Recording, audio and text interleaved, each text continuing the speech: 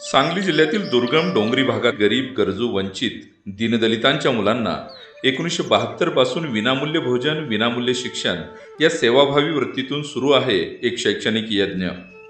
ग्रामीण, दुर्गम, शिराळा पेठातील वाड्या वस्त्यांमधील गावांमध्ये प्राथमिक पासून ते उच्च शिक्षणापर्यंत आणि PhD सारख्या संशोधन पदवीपर्यंत शिक्षणाच्या सुविधा सर्वसामान्यांच्या मुलांसाठी उपलब्ध करून दिल्या जात असलेलं एक संकुल वारणा शिक्षण संकुल।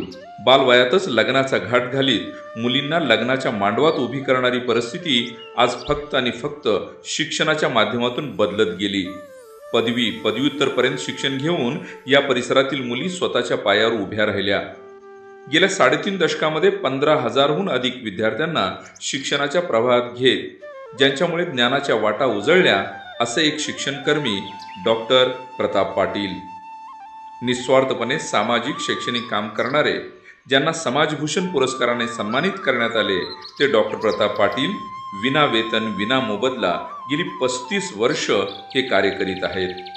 ग्रामीण आणि दुर्गम भागातील शेकडो विद्यार्थी आणि विद्यार्थिनी आज देश आणि परदेशात डॉक्टर, इंजिनियर, संशोधक, उद्योजक अशा विविध क्षेत्रात कार्यप्रवण झाले आहेत। ज्ञानदानाचे हे सर्व कार्य अविश्रांतपणे सुरू आहे।